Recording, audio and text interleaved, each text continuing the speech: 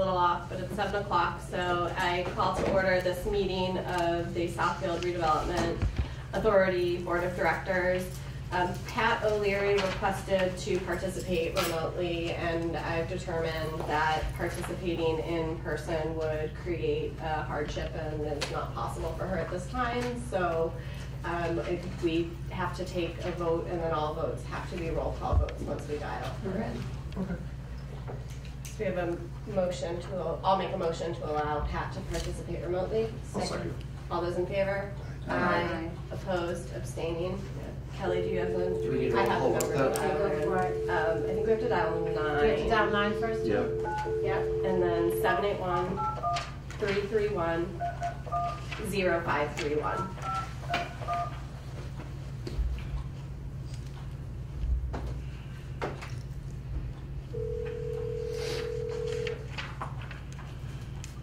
Hi Pat, it's Kelly. Can you hear us?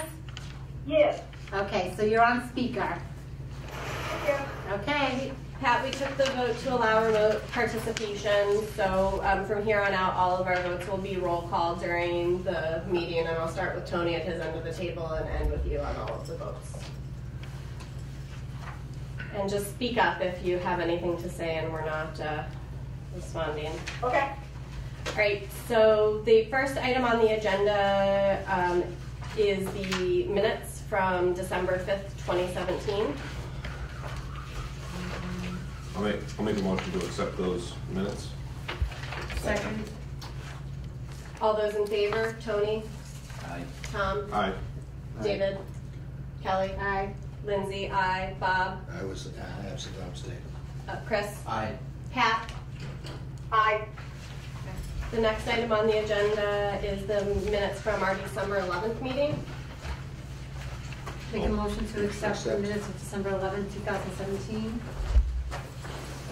Second. I'll second. So, All right, any discussion on the motion? All right, roll call vote. Tony? Aye. Tom? do abstain. Tony abstains. Aye. I abstain. Tom? I wasn't there.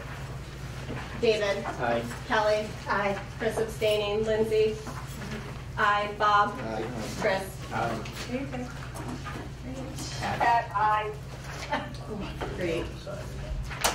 All right, the next item on our agenda this evening is the Executive Director Employment Agreement, discussion and vote. Everyone has a copy of the agreement in their binders. Tom and I have had some discussions with Paul, so I can start off by summarizing those, and Tom can weigh in as necessary. So our, I know we were targeting a salary of about $150,000 to $155,000. The bottom line with Paul is he's very enthusiastic about the position. I've been impressed with sort of his energy and his ideas for the project. He's still very interested in it, but he wasn't interested in a salary cut from his current position. So the agreement you have in front of you tonight is an at-will employment agreement, because that is what we are able to offer under the statute. I will say that we learned in the negotiating process, not only with Paul, but in talking to the other two finalists, that it does put us at a bit of a disadvantage in a market where most town administrators hired in the last couple of years on the South Shore are starting out in the $150,000 to $160,000 range with guaranteed 3-year contracts. We can offer no guarantee, but we're looking for people essentially with similar qualifications to a town manager. So the bottom line is what Paul is asking for is a base salary starting at $172,000, which is what he's currently making at the commission, and then his first raise would be to $178,000, which is the next raise he was due at the commission.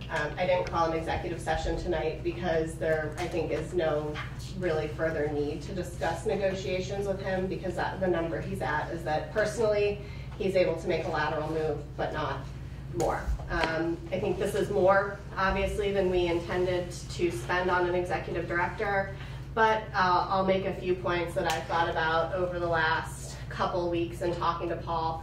The first is, I think Paul will bring a lot of value to the project. I've talked to Paul about whether he felt like he would enjoy being both an executive director and in a general counsel role where he's able to do a lot of our first line contract review and save us on legal fees. He already does that at the Cape Cod Commission. He was really enthusiastic about it. So I think that we could save a noticeable part of our legal budget by having someone like Paul and his qualifications in this position. I also think that, you know, to some extent, he's an excellent candidate, and I think we had excellent candidates in front of us, but we're also in a position where if we don't offer this to Paul because he's looking for $17,000 to $20,000 more than we needed to spend, we're reopening a search. We're paying a headhunter $20,000 or more. If we want to expand it to a national search because we've already kind of saturated the Massachusetts market and looking, we're probably looking at spending $30,000 or $40,000 on a headhunter. We don't know that we don't know that we get any candidates as qualified as this, and frankly, if we decide not to offer this to Paul, I don't know how many people would be interested in applying and going through a public interview process for a position where our entire board was incredibly enthusiastic about a candidate and then walked away from it over these negotiations. So I certainly want to open this up to discussion, but I've given it a lot of thought. I think, you know, I wish he wanted to do the job for less, but I think that his value add will make it worth having him in this position. And I'll also let Eric Hart speak to the budgetary concerns a little more, but you know, the budget space freed up by the position eliminations we did this year more than cover the salary, and if you take into account the additional legal expenses that we would anticipate spending or saving, I think the economics make sense. I obviously think Paul's a professional. He's done a really impressive job at the Cape Cod Commission. I think it would be incumbent on this board, if we're hiring someone at this level, to set really high expectations for what we expect of the job and what we expect of the time put into it. But that said, I think Paul in some ways almost doesn't need that because he's so excited with ideas about how to get things going and how to professionalize our organization in the way that we've been seeking to do for quite some time. In the scheme of things, that amount of money is a small amount of difference what you have to do. It is a pass-through account too because of that with our developers, what they're looking for. We needed a change in the management of the organization where it is sometimes we need change and restructuring. It does cost money. He's an impressive guy. I've called at least a dozen people that have worked with him out there, and nothing but praise. And his ability to organize and just what he can bring to us in grant money would be well beyond that. I mean, he has. I'm trying to find people to find something wrong with him. This is. I agree with you. I mean, the bottom line is he has managed to do something that we really need here, which is impress the people on the town and municipal sides, but also the developers on the Cape have enjoyed working with him in the private sector. So I think that he has some really great assets that will help us to, you know, professionalize our organization and also take the project to the next level. I'll add, you know, as Rachel said in public meetings, she was a member of the screening committee, Rachel Bradenberg from L-Star, and she also really supported Paul's candidacy. So I think that it's, you know, Paul is savvy enough to know how to work with developers, both setting limits but also working cooperatively to move the project forward. And I'm happy that L-Star, you know, had a vote of confidence that we were picking a qualified person for the project as well. I think when Lindsay and I were discussing this with Paul, you know, this decision did not come hastily. It did not come, you know, knee-jerk. It was thought out, and I think we knew going into this executive director position, we'd have to ebb and flow with the potential that this might exist. Talking with Paul, I echo Lindsay's points about his enthusiasm for this project. I think small dividends we pay now will have great return to this board, this project, the three communities around us. The developer, for sure, I think will see that. I think, you know, we have narrowed our employers or employees down to very little, but I think it was done in a restructuring. I think it's important to realize that this is not just an executive director that comes in and manages a few employees. its multifaceted position is handling every side of the government that exists under our, what we call a municipality here at Southfield. It's dealing with treasury, accounting, it's dealing with zoning, planning, conservation. The financial oversight piece alone is significant for what we have to deal with the state, with A&R and the DOR. So I think with those things, it's not just a siloed position. I think it's, you look at any municipality around us, they have layers of employees that exist, whether it be in the treasurer's office or accounting office or the a town planner. So that's going to be under one roof with our existing employees that have the tenure and experience in our project, and I think it could be a great team. I know it will be a great team working together ultimately to benefit this project. And I also want to go back on the fact that a few dollars spent, you might say $17,000 to $22,000, but look at the grand scheme of this project. We're getting general counsel out of it, and we're getting somebody that will lead us. It will be a face for this organization. It will be a face for us at the State House, and we can operate as a board. And we're just trying to have board members on a day-to-day basis is almost impossible because the communication is just not there. We need a point person. This is where we're at. And for us to go back out and try to start this project process all over again, it's not feasible. I think where we're at with Paul is a good spot. I think his enthusiasm is great, and I think his motivation to move this project forward will just be perfect for what we need. I would also echo what Tony touched upon, which is this is not going to be an extra expense either to the town taxpayers or to the Southfield base rate because of the way that our DDA is structured. So Pass-through, it's a in effect.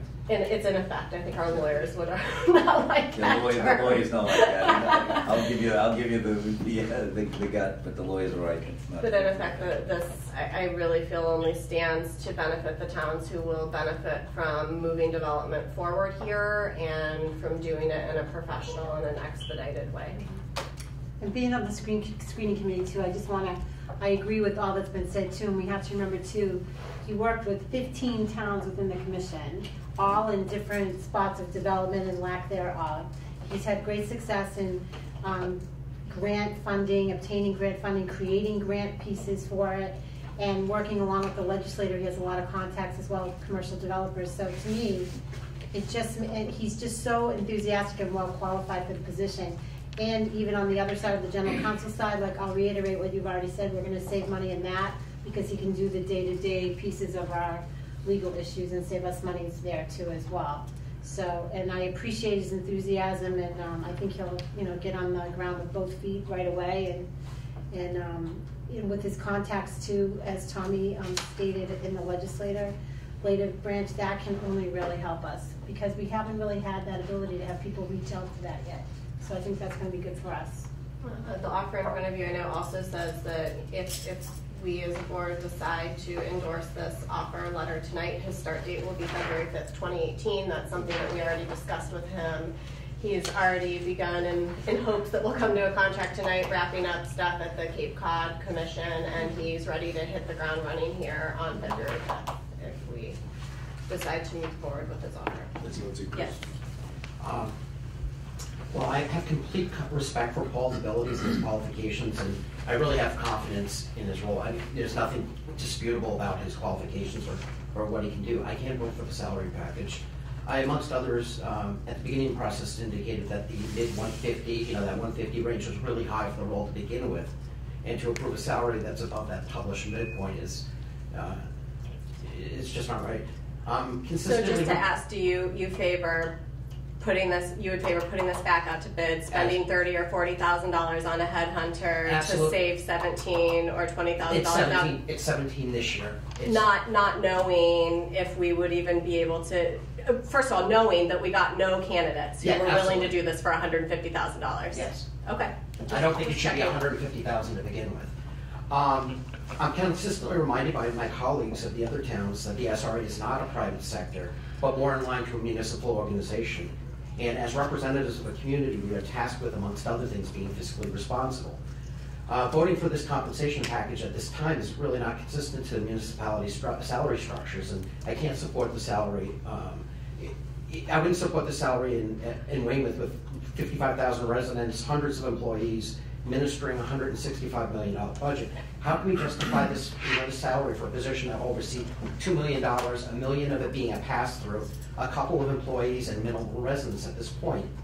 I realize that the new PDA, that the budget's backstopped by the master developer, and the impact is immaterial to the residents of the communities, the tenants here, the residents here of Union Point, but there needs to be accountability to the position and the salary to that position. I also recognize my no vote will not matter in the outcome, as I'm confident I'm in the minority, but my actions have nothing to do where I feel the project is heading. I'm very confident, more than confident, about the positive trajectory of the development here at Union Point and the benefit that it will bring to Weymouth, Rockland, Abington, and the entire South Shore. And I want to reiterate that I have total confidence in Paul as an individual and his skill set. But my point and concern is that of the position of the executive director. I just don't see at this point fully loaded that it's pushing a $200,000 fully loaded position at this time. I just don't see that's where that executive director position should be at currently. So therefore, I'm going to be voting against the project, the salary package tonight. I understand that. I will say, with all due respect to your comment on the $150,000, you drove the creation of the job description and the profile, which advertised this in the mid-100,000 and also I drove range. trying to get that eliminated from mid-100s, and it was not approved by the group. After the job description was published and we tried, had been posted for 60 days. We tried at the Collins Center, as you know. You were on some of those calls too, that the Collins Center pushed us as a group for that word mid being in there. And I will say, in talking to the candidates for this position, people aren't interested in doing it for less than that because that's what town administrators make with a 3-year guarantee. But this isn't a town administrator's position. Well, I agree that 178,000 gives you sticker shock. But why I feel comfortable is we're not giving them a 3-year contract. It's a 1-year employment letter. If we decide a year from now that this wasn't a good, wasn't the best use of our money, we can go in another direction. I mean, frankly, with Atwell, if we decided 2 months from now it wasn't a good expenditure of our money, we could go a different direction. But I have full confidence in talking to Paul through this process that he'll work really well with our board, the organization, and all of the constituencies involved, and hopefully, by 6 months from now, everyone feels like we made a good decision here. I came up with an exhaustive list of things that he could bring to this project, and I'm the newest board member and know the least about the project. And this thing's worth potentially hundreds of millions of dollars in economic development to the area, tens of millions of dollars annually in taxes to each of the 3 towns.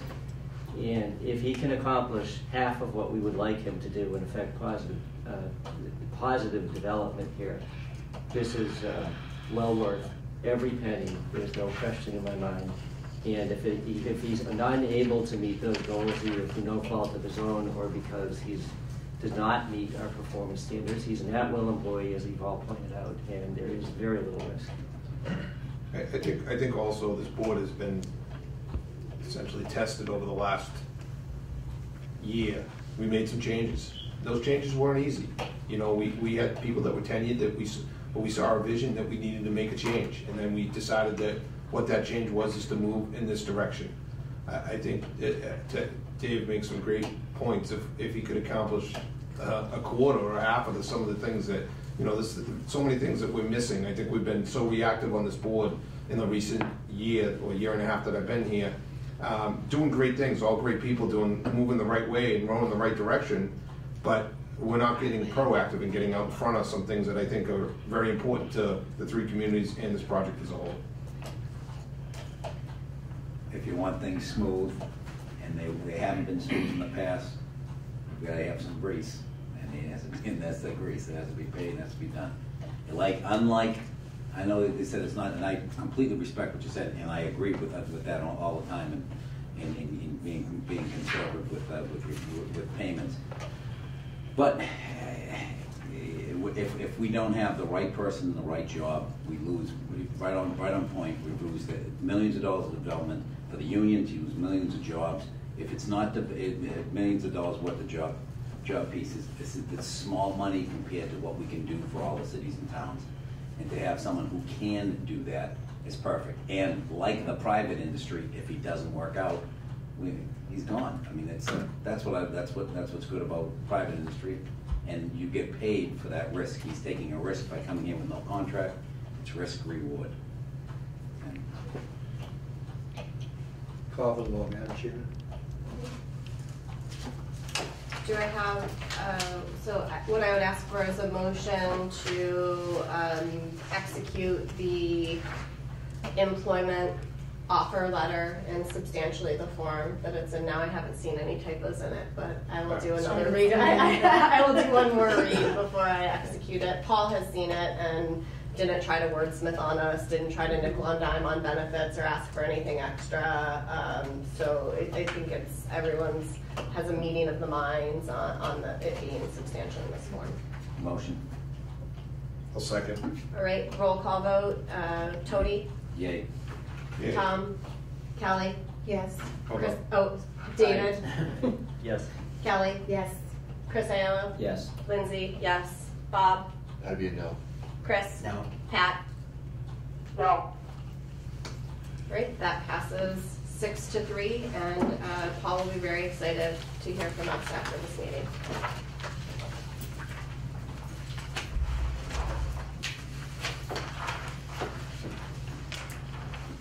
The next item on the agenda is the promissory note extension authority All-Star Navy execution of Amendment 2 to the purchase agreement. I know this is an item that some of us wanted updated on, and my understanding is as of today we still don't have an executed second amendment, but our attorneys are working on this.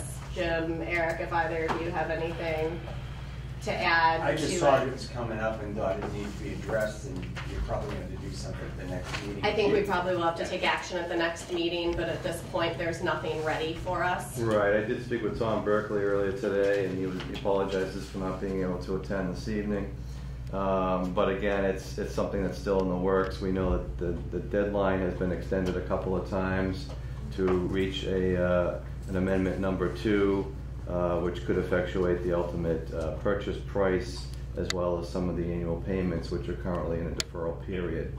So we hope to have something certainly for the next meeting, more of a summary update, or at least something ready to execute at that time. The Navy's been, in my opinion, very amenable and very flexible to work through some of the ongoing remediation challenges for this particular site involving the perfluorinated compounds that are, we're all kind of, the regulatory world is still wrestling with how to deal with those, but it's certainly a real concern for development going forward, and what those challenges might be dealing with groundwater. So we certainly hope to have something within the next couple of weeks to bring forward that to your consideration.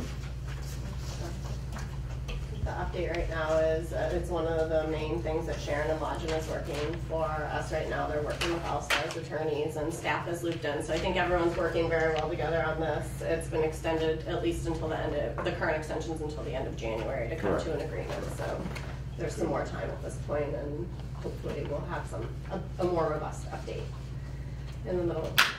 And the whole reason for this, the timing is really, if the amendment does come through on time, then it will sort of close the loop on the current schedule to essentially forbear some of those annual payments, defer them out essentially to calendar 19.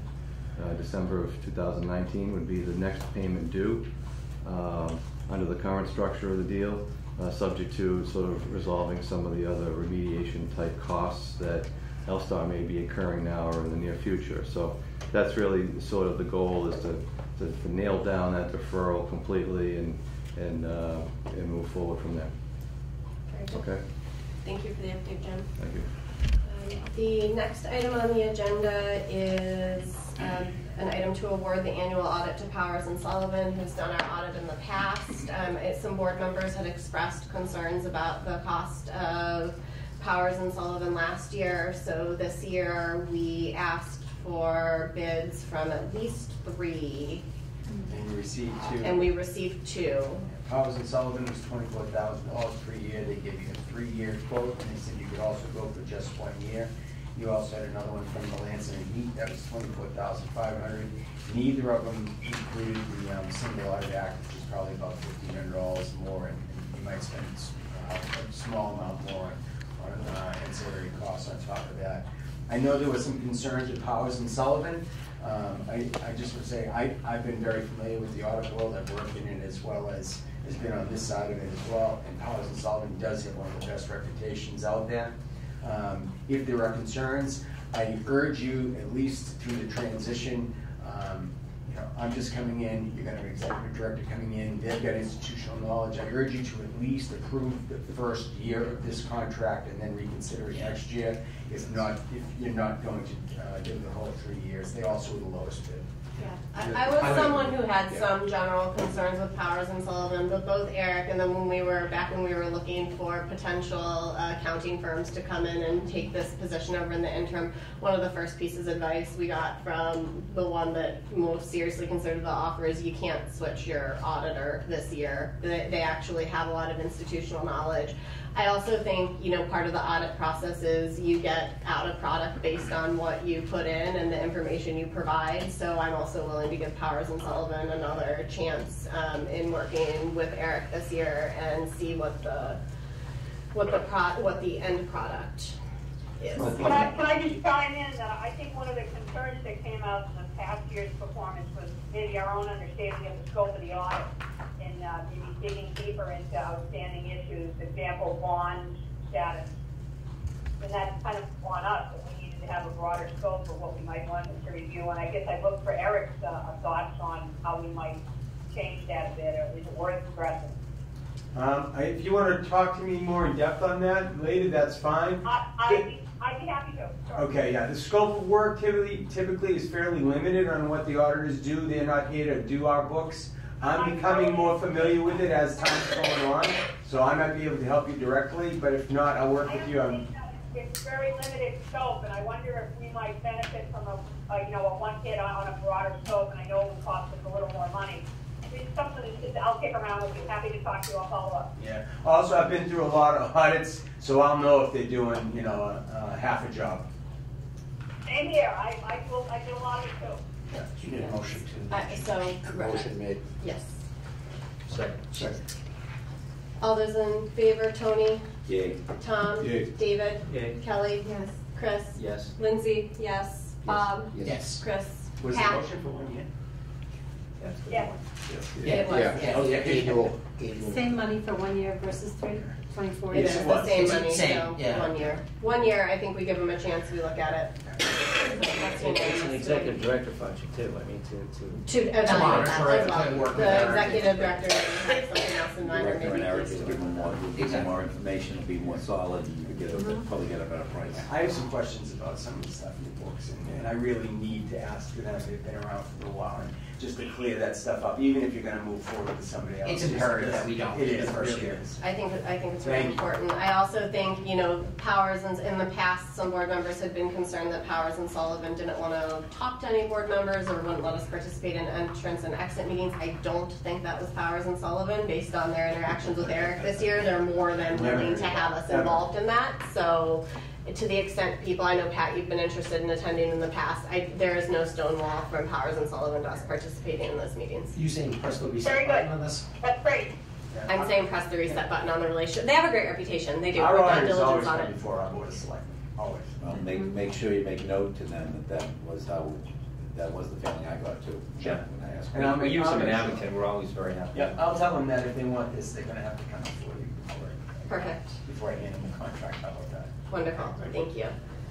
The next item on the agenda is the pledged revenue and assessment for infrastructure bond. I will turn this one over to Eric. I just want to kind of go back over a couple of things because, you know, I was thrown into this and like, oh my God, we've got to get this done immediately now previously. And I worked with Unicap and the various towns, and everybody was very cooperative and helpful, including the staff. Jim was been very helpful to me on this one. There's a lot of moving pieces. There's a lot of improvement that could be done as far as how the records are kept, both internally and externally, and how they're turned over and used to develop this. and I'd like to work with the staff on doing that, as well as the towns have been very cooperative in changing the procedures on how they're going to do it, especially Weymouth. But I wanted to let you know that when you originally developed the budget, you had $100,000 in your district tax levy. With the 50-cent rate, that increased to $31,000, and because of that, it comes directly off what the fees to the developer are going to be. So that's a difference in what it was, and I didn't know if you were interested or not, but the pledged revenues to the various towns were $706,000 for Weymouth, only $7,000 from Rockland, and $2,000 from Abington, and the remainder of the bond is made up through assessments on individual parcels, and that was $436,000.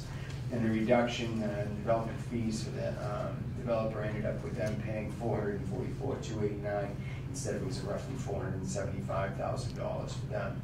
The free cash amount, which was the other figure that you were kind of obligated to do at the 20%, was $444,000 as well. And the developer has now made the first developer payment? I believe that he was billed for the estimated first 2 quarters. I thought I've seen that so far, but I wanted to wait till I got the final numbers to go back and kind of say, okay, here's where the balance is. And my guess is the bill should be shorter because the balance they're being reduced by the $31,000. The L-Star is current on their obligations to us at this point, which is a great place to be in. Yeah, they just didn't send a lot. Great. The next item on the agenda is the Water and Sewer Enterprise Fund conveyance, and this isn't anything we're bringing in front with a full plan or a vote tonight, but I think it's just more to update everyone that there are still quite a few moving pieces on this, and we're going to have to make some decisions in this fiscal year about whether we turn the Water and Sewer Enterprise Fund completely over to Weymouth, and that will involve various legal actions and financial actions that we have to undertake and various considerations. As of right now, as you all know, Weymouth has taken over billing. So we're working with them on possibilities. Jim and I talked about this yesterday. I don't know if you want to further update the board on our discussions. Sure. I had the opportunity to talk to the business manager today of the town of Weymouth, DPW. It's timely, this discussion this evening. Weymouth actually conducted the meter reads today. Rob and I assisted with some reconciliation on some non-reads as well as some new customer information. So the town of Weymouth anticipates sending out bills next week to all of the customers. These customers are now Weymouth customers. All right, the payments will go to the town of Weymouth and not the SRA. So going forward, we do have some retained earnings within the enterprise fund, and that's certainly a good thing. I think we're in a fairly decent cash position today with those retained earnings. But we would need to be mindful of our obligations of where they stand today and where we want to hopefully get to by the end of the fiscal year. And if it puts us in a position to dissolve the enterprise fund at that time. So I see really 3 things that we should be focusing on, and there may be other pieces of multiple layers to these going forward, but we have an existing agreement with the town of Weymouth for them to provide a water and sewer service in some certain capacity to the project, and there's certain obligations that we currently retain for that agreement, namely all administration, management, O&M, repairs, monitoring, sampling, certified operators of that consecutive water system.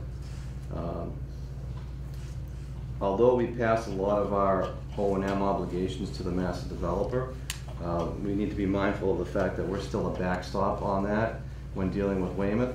We also have infrastructure that we still own within Shea Drive and Memorial Grove Avenue that we own, that we may be responsible for O&M if there's an issue out there at any time. So I think we really need to address revising that MOA to acknowledge the fact that the customer base is now going under the town of Weymouth, but also the fact that O&M should not be our responsibility, at least for the majority of the site, and currently it is. So if there's a water main break out there tonight, we're backstopping that ultimately, and perhaps taking a lead on it if it's within certain areas of the project. You should also know that currently there's only one water feed into the project, and that's through Shea and Memorial Grove. There's only one sewer outlet from the project, that's down Memorial Grove, which you own both. So it's very critical infrastructure at this stage of the game. Lastly, we are registered as a public water supplier with Mass DEP. We have been since fiscal 12. That carries additional monthly sampling, reporting obligations, O&M, flushing, etc., as well as demonstrating to DEP that you have the financial wherewithal to not only handle the standard operating procedures, but any emergency situations on the site. We just actually recently finished an audit with DEP that went very well, but certainly they look at what our retained earnings are and our cash position. Without that recurring revenue coming in from the customer base, we only have those retained earnings at this point in time. So we certainly want to look forward, through the next 6 months on trying to work with the town of Weymouth and Mass DEP, as well as L-Star, on trying to, get ourselves out of that liability loop that we're currently in. Great. I know, Chris, you've had some discussions with the town of Weymouth about possibilities and having them assume our very high quality infrastructure, which it is. It's new. It's a good quality. Probably better than a lot of what exists out there. I have one follow-up question, Jim. I know that the residents are now being direct billed by the town of Weymouth. Did they take over the commercial entities as direct customers as well? I had thought that we were still okay. All right. Yes. I didn't know if they were going to be able to finish that at the same time. The initial discussion I heard. That's correct. Communication went out via L-Star's management people to the residents of Union Point? I believe the Weymouth sent a letter to everyone. Okay. The town of Weymouth, I believe, had sent out a letter once they got the customer database. Right. I think that was very effective in notifying everyone. That they'll be getting a bill next week. They'll be getting a bill. It's quarterly billing, and everyone's expecting a bill in January, and Weymouth's on schedule for that. I know we had updated our website too to indicate. We did at one time, yes, because we were getting calls every day. Do you want to throw it back up there too, just as a secondary reminder? We could. I mean, bills will be going out next week. Okay. I know all the residents, customers received the letter. Yeah, so. that's true. Okay. I'd like to comment too. Sure. On this, and that is that I can't press enough on the urgency of getting an agreement done quickly on this. We're sitting on retained earnings on this. Weymouth is now taking over the revenue. I didn't understand that was actually going to be happening. I knew they were going to do the collections and do the posting to us, but now they're actually taking the revenue as well. And I knew that that's where we were going to be heading. I just didn't know what was going to happen now. And with that, we could be, as Jim had expressed, in a position of quite a liability. We're already responsible for it, and we may not have the revenue to come. So I can't push you hard enough to move forward with some legal means to get this thing settled as soon as possible. I think that's right. So I think what we were doing previously is obviously Weymouth charged us back a certain amount for water, which was what they would charge their residents, and then we had a little bit on top of that to continue to fund the infrastructure back here. What Weymouth decided to do in the billing is to lower the rate to what they it's their same rate, but it's the rate that they charge all of the residents in Weymouth, but that took off our ability to bill that little bit of delta, which is what we used to continue to fund our enterprise fund. So I think customers will be happy with paying the standard rate that's paid in the town, but we do need to come up with something. And when I say this fiscal year, I don't want to be voting on this in June. It definitely has to be done this fiscal year, but the sooner the better. The winter, early spring tends to be a slower time for the board. I think this is something we want Paul jumping on right away. Why can't we, obviously it's hard to go back. Why wouldn't you have the same water bills that we had before and have them collect the delta as well as, and then put that in a separate fund until they take over the contract? Maybe put that on the side. Is that something that can be done? I think it was too logistically difficult in them taking, so they basically agreed to take over billing for us for free. They're not charging us anything for their time, for their services, for the postage, for anything, sending out the billing. If we wanted to execute a side agreement with them where they charged the extra and gave some earnings back to them, I think that probably would have ended up being more costly than the delta that we were getting in the retained earnings. That's not at all where I was heading. All I'm heading for is the other side of this thing. Really, we should both know where we're standing on this, both Weymouth and this entity should know where they stand. Is there any reticence on the town's part to take this over? I understand there's a lot of hoops to jump through, but, No, okay.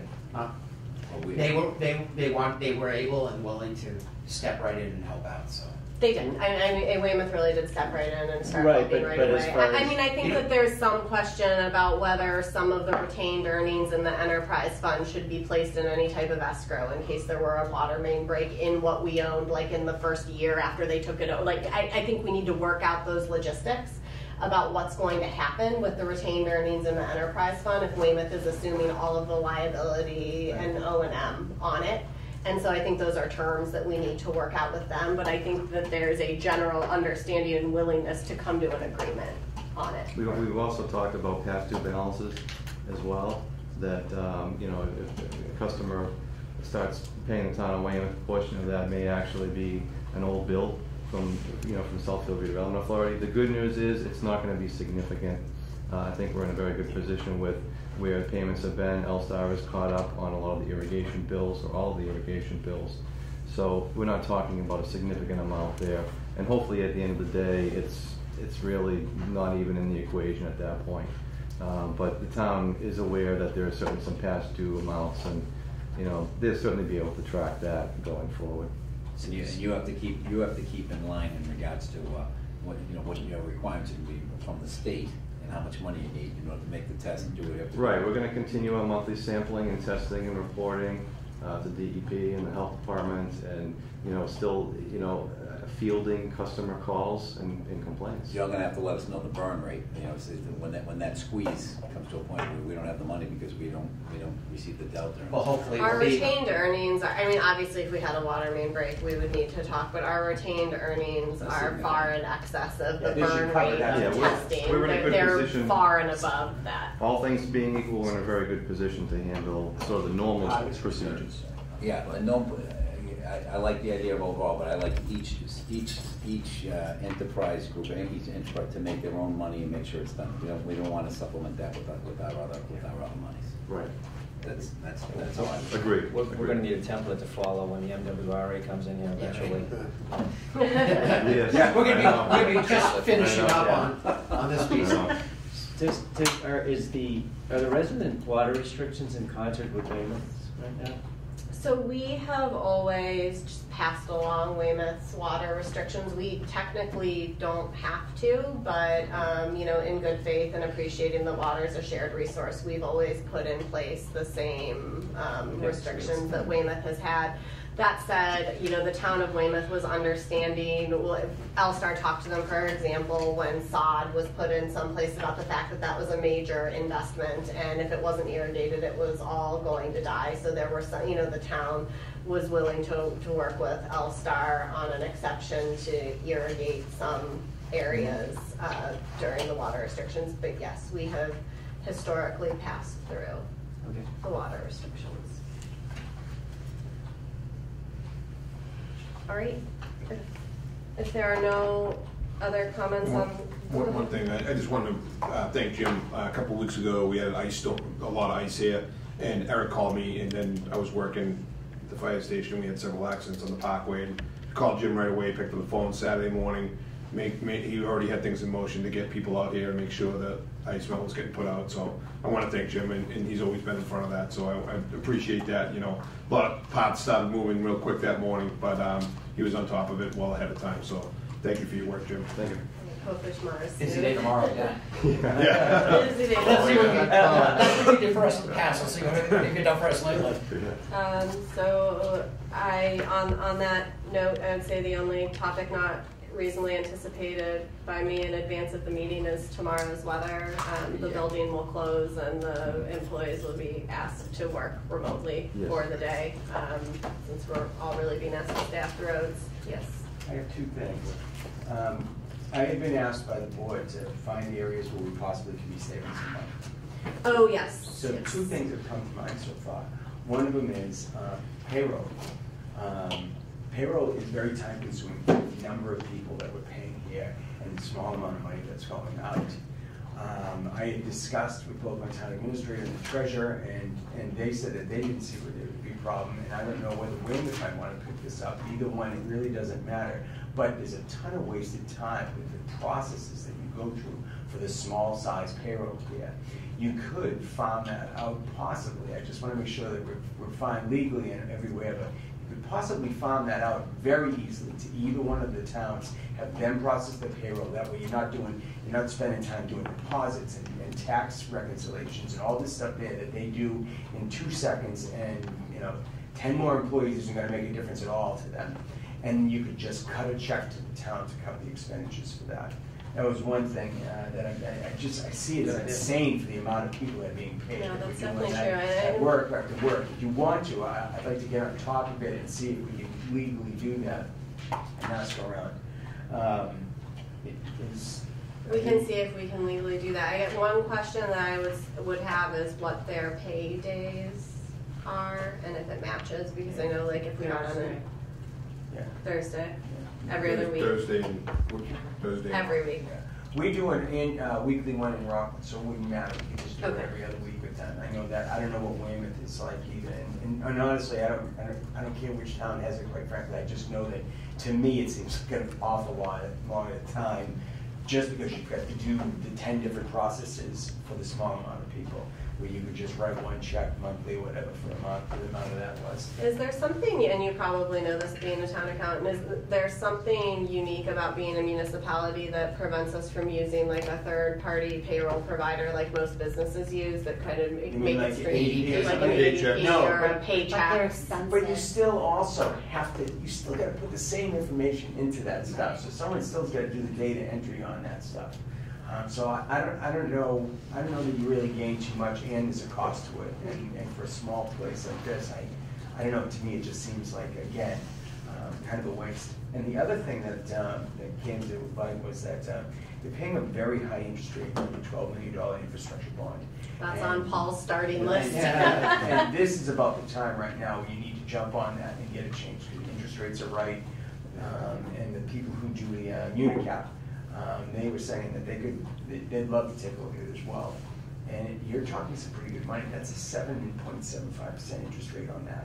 And Was that annual last year? And so annually, that's like $400,000 difference if you get a decent rate annually. That's huge. That's a huge savings. Like you said, that is his first. That's first. Right. Even like one of the original brokers who had worked on the bond had reached out and said that he thinks that there are some opportunities to refinance here. We completed the process, as you all know, a couple months ago of refinancing the other bond. That was a huge savings. I think the next thing to tackle is this bond, and it's a perfect example of something that Paul can start on day one in tackling this, working with, it was a process to refinance the other, but it's certainly worth it. And I think having someone in place who can take the lead on that now would be really We did that at Bell's Branch Electric. We built that $120 million power plant, and we just remortgaged that bond. Tremendous savings to the town. And Paul has experience with that already. He does. It's one thing we asked in the interview because I knew we needed to look at this $12 billion infrastructure bond and what we could save. And that is a savings that benefits both the towns and the master developer, and it's an across-the-board savings. And with that comes a dividend sometimes when you do the bond as well, which is giving us additional money for operating capital. So usually when you do those, there is a return dividend on it. Those are the only two that I thought of. So Those are both great ideas. So, if you want me to take a look at the payroll a little bit more, I'll try and ask around. I don't know if Weymouth is interested, and if you guys want to take a look at that, ask over there, please feel free. You know what I mean? Bob had generally said that they're open to providing HR assistance to the extent we need it. So we haven't discussed this issue, but I think there's an opportunity to look at the systems and see what matches best with what we do. With all that said, there are no other topics not anticipated in advance of the meeting. Yes. Just for a point of information, this board is making progress slowly in the right direction, I think. But I just want to bring something that's been troubling me for a while. Is that the pay scale that we've adopted from this new executive director to me was a bit high. But this board wouldn't have gotten where it is without the leadership of our chairperson, who's put in literally thousands of hours for no remuneration at all. Agreed. And I think that, in my personal opinion, that's just wrong, and hopefully this guy will deflect some of that, but if it continues, hoping. we have to address this issue. I mean, I'm up here a lot, 3 or 4 times a week, but Lindsay is here at night more than I am. And that's just a lot of hours to put in for what she does. I just think that should be recognized and maybe viewed differently in the future when we come up with our budget, quite honestly. Thank you. No, I appreciate that, and I love this project and hope for the success of it, and I'm happy to work for it, but I'm very excited to have an executive director in place who can take over things that frankly our lawyers have been saying the board shouldn't be doing this, and our staff's done a great job at absorbing what they can absorb, but there are obviously limitations on all of us, so I think it'll be great to have someone in place who can help deflect that. And I would say that if the new executive director doesn't solve that problem, where we have some issues and we need to revisit that decision, but I really think he will. He's excited. He's turned around other You're organizations. complimented because you're doing a fantastic job, and I echo that. Well, you don't take a compliment well taken. I'll take it. Thank you all. All right. I will now take public comments on topics discussed at tonight's meeting. Seeing no public comment, our next meeting is. Oh, yes.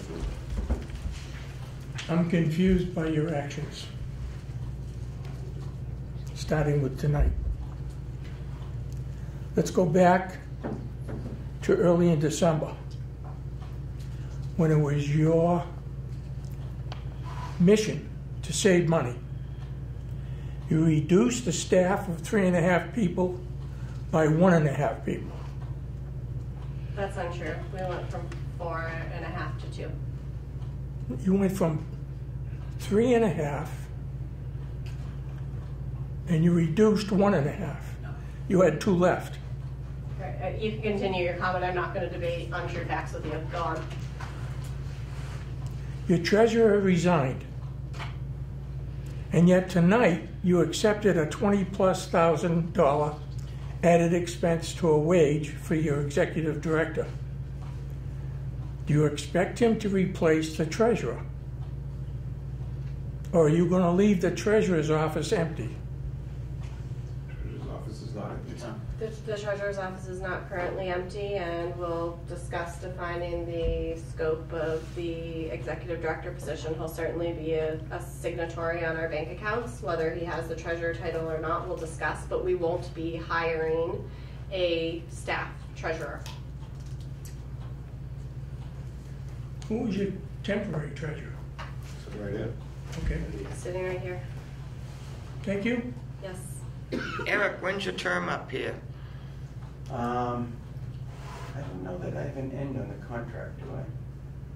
We signed an initial, I believe, 3-month contract with the option to extend, with the idea that we wouldn't want to bind the executive director, but Yeah. at any rate, we determine the hours, so it could end at any time. But I think Eric's been doing great work here. So I'm Absolutely.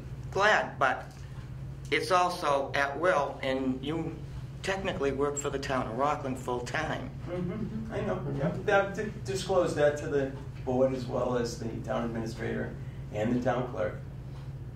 And I will say that Eric's integrity in splitting the two is way up there, and I know that because I often talk to him at 8 o'clock or 9 o'clock at night, and when we meet on Saturdays or Sundays. So it's been, in some ways, it's almost been a little harder for me not to be able to do it during lunchtime or whatnot, but it's been great. And Eric he came in on Veterans Day when Rockland was closed. He's worked exclusively for us during free time, which is a big second job. So thank you for that effort. No one's questioning your integrity. We're just questioning that town of Rockland might like to keep you. I haven't been offered a job here yet. Just a night gig, right? Just temporary. As I said, there's no full-time treasurer position open. Yes? One last question. You're not going to replace the treasurer. Why did you see it necessary to replace the recording secretary? We have to have minutes for our meetings. That's required under the open meeting law. Can't. There's a And whole board. she, No. It's a professional position. You can't. yep. All right. Seeing no further comments, our next meeting is on January 17th, 2018. I'll take Bob's motion. To adjourn. Second. All those in favor? We need a roll call? We do need a roll call, that's right. Tony? Aye. Tom? Aye. David? Aye. Kelly? Chris A? Yes. Lindsay, yes. Yes. Bob? Chris P? Yes. Pat? She left. Pat? Fell asleep. Pat. Pat? Good job, Jim. So on those Good job, minutes. Thank you. I need signature.